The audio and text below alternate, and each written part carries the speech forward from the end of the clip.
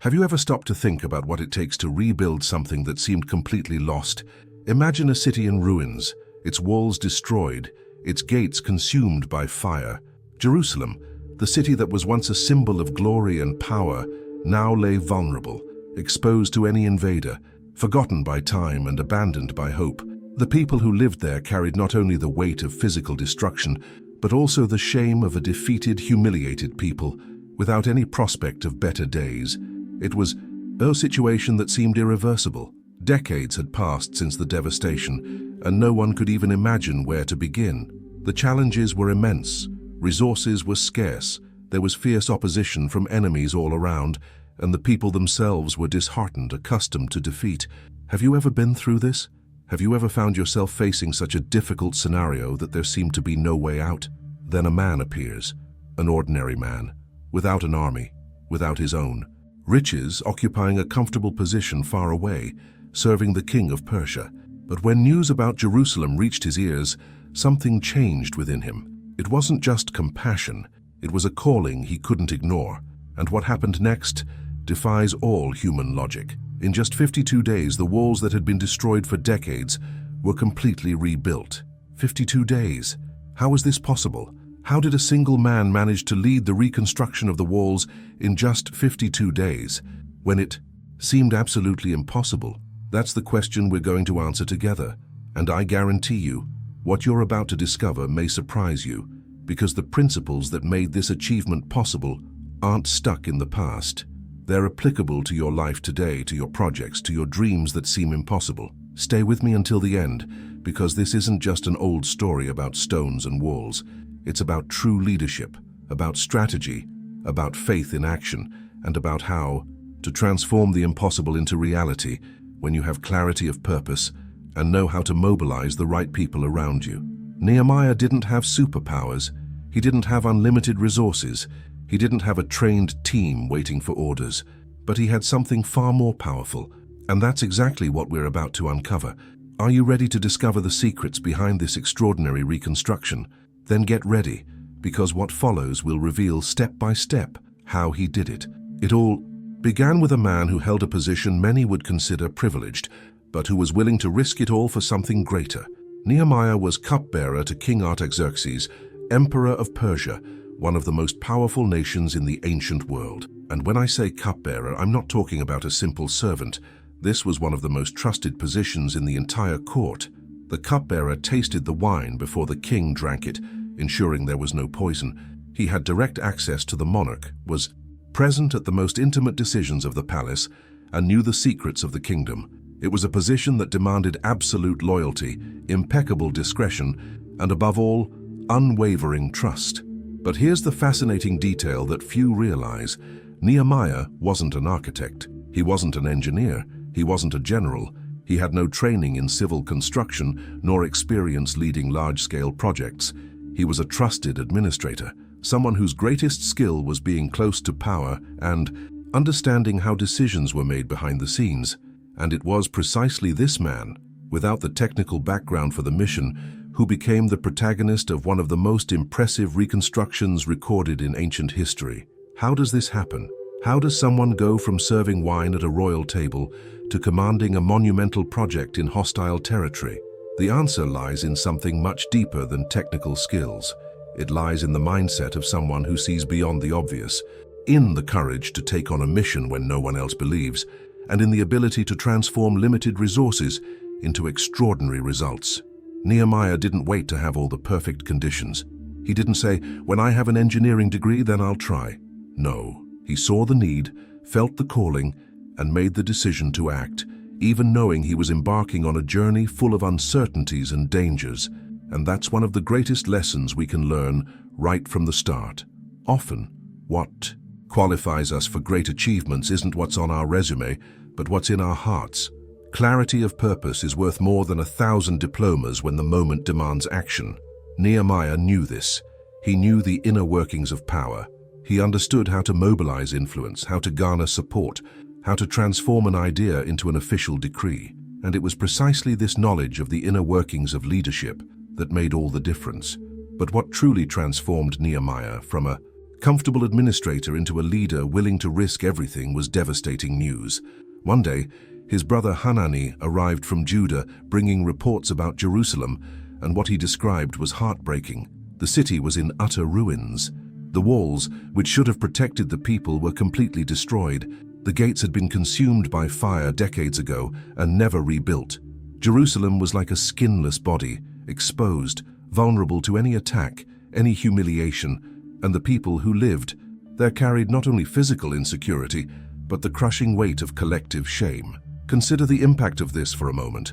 A city without walls in the ancient world was not only militarily unprotected, it was a symbol of total defeat, of abandonment, of a people who had neither the courage nor the strength to defend themselves. It was like living under a permanent sign of failure.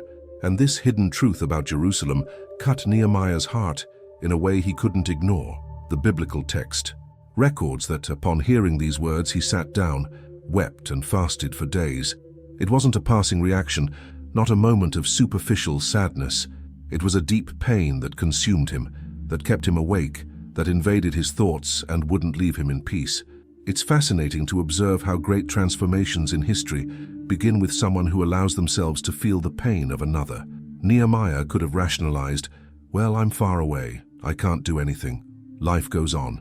He could have settled into the safety of the Persian palace, the privileges of his position, the comfortable distance between him and that suffering, but he didn't do that. He allowed that news to truly affect him, to stir his deepest emotions, to awaken something within him that had been dormant, a sense of mission. And here's a powerful revelation that many ignore. Every great leadership journey begins with genuine compassion. It's not just about having strategic vision or resources, it's about caring, so much about a cause that you can no longer live in peace, knowing you could do something about it.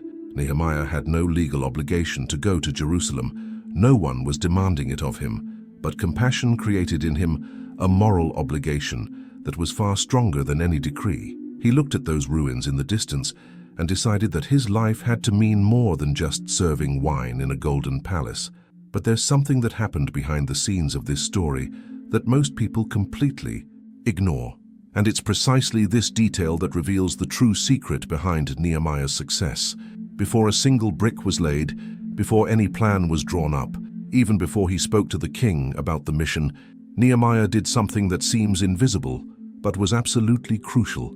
He prayed and fasted for months. That's right, months. He didn't rush to solve the problem. He didn't try to accelerate the process with his own strength. He understood that true reconstruction begins in a place no one sees, in silence, in intimacy, in total surrender before something greater than himself. And here is a hidden truth that transforms everything. Life's greatest projects don't begin with frantic action, but with deep preparation. Nehemiah knew he was about to face kings, powerful enemies, fierce opposition, and humanly impossible challenges. He knew he needed something far beyond his own competence. So, he humbled himself. He confessed the sins of his people, acknowledged Israel's historical failings, and placed all his trust in God. It wasn't arrogance, it wasn't inflated self-confidence, it was absolute dependence, and that made all the difference. Think about it. How many times do we want quick results without investing in the invisible foundation? We want to build walls before building character. We want impact without inner transformation. But Nehemiah teaches us that the journey begins in the secret place, where no one is watching, where there is no applause, where the only thing that matters is your connection to the greater purpose that guides you. He spent months praying, not days. He fasted, gave up physical comfort to seek spiritual clarity. He understood that without a solid foundation in the soul, any external construction would be fragile. And this preparation was not wasted time, it was time invested. It was during this period of prayer and fasting that Nehemiah received the strategy, the courage, divine favor, and the clarity on how to approach the king. It was there that he forged the unwavering mindset that would sustain him during the 52 most intense days of his life. The visible reconstruction of Jerusalem began with the invisible reconstruction of Nehemiah himself. He allowed himself to be transformed before attempting to transform anything around him. After months of silent preparation, the most perilous moment of Nehemiah's entire journey arrived, and few realized just how dangerous that moment truly was. One day, while serving wine. To King Artaxerxes, something unusual happened. His sadness was etched on his face, and this was extremely dangerous. In Persian protocol, showing sadness before the king could be interpreted as discontent with the government, as conspiracy, as disloyalty. People had been executed for far less. The king immediately noticed and asked, "Why are you sad, since you are not ill? This can only be sadness of heart." At that moment, Nehemiah confesses that he felt great fear. He was facing a decision that would change everything. Either he retreated and lost the opportunity, or he advanced and risked his own life. And what did he do? He took a deep breath, offered a lightning-fast prayer, one of those desperate prayers we utter in moments of panic, and dared to speak the truth. He told the king that Jerusalem, the city of his ancestors, was destroyed, and that he wished to go there to rebuild it. Pay attention to the weight of this revelation. Nehemiah was asking to leave the most privileged position in the empire, to travel hundreds of kilometers to a distant territory, and to lead a work that brought no direct benefit to the king. It was an absurd request from any political perspective. But here something happens that can only be explained as divine favor in action. Instead of becoming angry, instead of questioning Nehemiah's loyalty, King Artaxerxes asked, "What do you want?" And then, in a stunning turn of events, the king not only granted permission for the journey, he gave much more. He provided official letters guaranteeing safe passage through all the provinces, ordered timber to be supplied from the royal forests for the beams of the gates and walls, and even sent army officers and horsemen to protect Nehemiah during the journey. Think of the impact of this. The man who was afraid for his life left that encounter with imperial authorization, material resources, and a military escort. This moment reveals something profound about how great achievements happen behind the scenes of history. Nehemiah prepared himself spiritually, but he also acted with human courage at the right moment. He didn't wait for perfect circumstances. He entered the conversation knowing that God was already working before he opened his mouth, and when he dared to speak, doors opened in a supernatural way. Does that make sense to you? When Nehemiah finally arrived in Jerusalem with full imperial authorization, resources, and military escort, you would imagine that he would immediately call a public meeting to announce his grand plans, right? After all, he had the support of the most powerful king in the world, timber from the royal forests, and soldiers at his side. Any ordinary person would have given a motivational speech upon arrival, gathered the people in the central square to ignite enthusiasm, and started the work immediately. But Nehemiah did none of that. Instead, he maintained strategic silence for 3 whole days, and when he finally decided to act, he did. Something few would expect. He left in the middle of the night, accompanied only by a few men without informing anyone of his intentions. Why such a mysterious decision? Why go out in secret, in the darkness, when he could have done everything in broad daylight with all the pomp and legitimacy that his position allowed? The answer lies in the mindset of a true strategist. Nehemiah knew that before inspiring anyone, before asking the people to get to work, he needed to understand with absolute precision the true dimension of the challenge. He didn't want to rely on third-party accounts, on other people's opinions, or on unrealistic expectations. He needed to see with his own eyes, touch with his own hands, measure with his own steps every piece of those destroyed walls. So, mounted on his animal, he silently traversed the length of the ruined walls. He examined the gates consumed by fire, the stones scattered on the ground, the open breaches where enemies could enter at any moment. In some places, the rubble was so great that he couldn't even pass with his animal and had to continue on foot. It was a dark, lonely journey, but absolutely necessary. That night, Nehemiah not only inspected walls, he absorbed the magnitude of the mission, calculated the risks, identified where to begin, and mentally mapped out the entire reconstruction plan. And here is a powerful truth about effective leadership. The best leaders don't jump into action without a diagnosis. They investigate behind the scenes before going public. They do the invisible work of deep analysis before mobilizing the masses. Nehemiah knew that credibility is built with real knowledge, not empty enthusiasm. After that nighttime inspection, with all the information in mind and a clear plan in his heart, Nehemiah finally summoned the leaders, the priests, the nobles, and all the people of Jerusalem. And what happened at that meeting was much more than a simple administrative gathering. It was the birth of a movement for collective transformation. Nehemiah didn't arrive with authoritarian demands or empty promises. He arrived with something far more powerful, a shared vision and an undeniable truth about the situation they were living in. He began by being absolutely honest about the reality. He said, "You see the disgrace we are in. Jerusalem is destroyed. The gates have been burned. We are living in shame." He didn't soften the truth. He didn't try to embellish the situation. He put his finger on the wound, because he knew that only those who recognize the pain have real motivation to seek healing. But immediately afterwards, he did something brilliant. He presented the solution not as his own project, but as a call to all. He said, "Let's rebuild the walls of Jerusalem so that we will no longer be a laughingstock." And then came the decisive moment. Nehemiah revealed how God's hand had been with him from the beginning, how the Persian king had granted everything that was needed, how the resources were already secured, how divine favor was evident at every stage of the journey up to that point. He brought credibility by showing that this was not an impossible dream, but a mission with concrete support. And the impact was immediate. The people responded in unison, "Let's start rebuilding," and they set to work. Notice the emotional intelligence of this approach. Nehemiah didn't impose anything. He inspired. He didn't command blind obedience. He awakened a shared purpose. And the result was that entire families mobilized. Each group took on a section of the wall. Priests worked alongside merchants, nobles alongside servants, men alongside women. It ceased to be just a stone construction and became a restoration of the identity of a people who had lost their dignity. They weren't just building walls, they were recovering pride, hope, the feeling that they were still capable of something great. Comment below, "Together, we are stronger." But of course, such a powerful transformation would not go unnoticed by the enemies.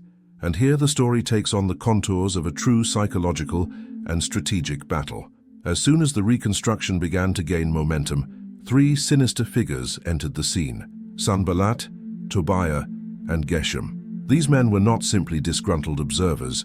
They were regional leaders with direct political and economic interests in keeping Jerusalem weak and vulnerable. A city without walls was a city they could control, intimidate, and exploit. But a fortified Jerusalem represented a threat to their power, and they knew it.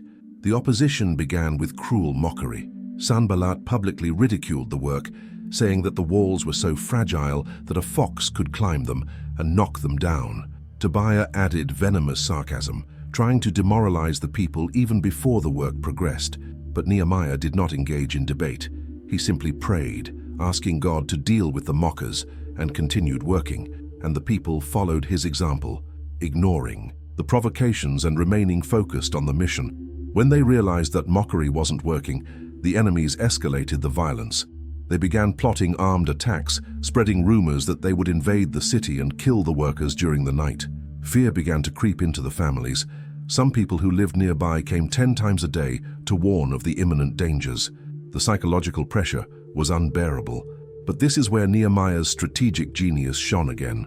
Instead of halting the work or retreating in the face of threats, he did something revolutionary. He organized the people both to work and to defend themselves. Half the men held construction tools, while the other half held spears, shields, and bows. And those who carried materials did so with one hand, while the other held a weapon. Each worker had his sword strapped to his side, ready for combat. They did not stop building, but neither did they lower their guard. It was constant vigilance, incessant prayer, and determined work happening simultaneously. And it is precisely in this scenario of extreme pressure, constant threats, and palpable fear that Nehemiah's true organizational genius was revealed in an even more impressive way. Because it wasn't enough to simply have the courage to face the enemies, it was necessary to have an impeccable execution strategy so that the work wouldn't descend into chaos. And Nehemiah knew this. He understood that discipline and organization are not the opposite of passion, but rather what transforms passion into concrete results. The wall was divided into specific sections, and each family, each group, each leader was given responsibility for a particular stretch. It wasn't a random division, it was strategic. Many families rebuilt precisely the part of the wall that was in front of their own houses. This created a sense of personal ownership over the work. It wasn't just an abstract collective project, it was the protection of their own family, their own door, their own future. This seemingly simple detail generated an extraordinary level of commitment. People worked as if their lives depended on it, because in fact, they did. Furthermore, Nehemiah established an efficient communication system. He positioned a trumpet player beside him, ready to sound the alarm in case of an attack at any point on the wall. The agreement was clear. Upon hearing the trumpet, everyone should run to that location and gather for collective defense. This mentality of operational unity was fundamental. No one was alone. Each section of the wall was important, but no section was more important than the whole. If one point weakened, everyone would rush to reinforce it. And there's another fascinating detail that reveals the level of absolute dedication. The text says that Nehemiah and his closest men didn't even take off their clothes to sleep, except to wash themselves. They slept ready for battle. They lived in a state of total readiness. That's the difference between people who say they want something and people who are truly willing to pay the price for it. There was no room for distraction, for loss of focus, for lukewarm commitment. It was all or nothing. And that intensity made the difference between 52 days of success or decades of failure. And then, against all expectations, against all threats, against all human logic that said it couldn't be done, the impossible happened. In just 52 days, the walls of Jerusalem were completely rebuilt. 52 days to erect what had remained in ruins for decades. 52 days to transform a vulnerable and humiliated city into a protected and respected fortress. When the news spread, even the enemies were astonished. The biblical text records that Samballat, Tobiah, and all the adversaries were frightened and lost confidence because they recognized that this work had been accomplished with God's help. Consider the symbolic impact of that moment. It wasn't just a matter of stacking stones or installing doors. It was the restoration of the dignity of an entire people. It was living proof that the impossible is merely a matter of perspective. What seemed unachievable to previous generations was accomplished in less than 2 months because someone dared to believe, plan, and act with unwavering determination. Nehemiah didn't have superpowers, but he had something far more powerful: clarity of purpose, genuine faith, and the ability to mobilize people around a shared vision. And here is the hidden truth that spans the centuries and reaches you today. Great transformations don't happen by chance. They happen when someone decides to stop waiting for perfect conditions and starts working with what they have.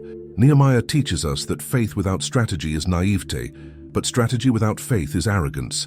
It's the combination of trusting in something greater than yourself and at the same time doing everything within your reach with excellence and discipline. It's praying as if everything depended on God and working as if everything depended on you. The walls of Jerusalem were rebuilt because one man refused to accept defeat as his destiny, because he transformed compassion into action, vision into planning, and commitment into relentless execution. And now the question remains, what are the walls in your life waiting to be rebuilt? What dreams, what projects, what purposes have you left in ruins because they seem too big, too difficult, too impossible? If you've made it this far, it's because this message has touched something real within you. And I want you to know that it wasn't by chance. There are walls in your life waiting to be built, projects that seem impossible, dreams that have been postponed for too long. But the story of Nehemiah reminds us that true transformation happens when you decide to act, even when everything seems to be against you. If this content resonated with you, if it connected in some way with what you're experiencing right now, leave a like below. This simple gesture shows me that it's worthwhile to continue bringing you stories that go beyond the superficial, that truly add value, that challenge you to delve deeper. And if you're not yet subscribed to the channel, now's the time, because here we don't just stay on the surface. We explore the behind the scenes of the story, the principles that transform lives, the truths that many people ignore, but that make all the difference. And to show me that you really stayed until the end, write in the comments, "My walls will be rebuilt." I want to see who is truly committed to this journey of transformation. And look, there's a video here that perfectly complements what we talked about today. Click on it and continue with me there, because the story doesn't end here. See you soon.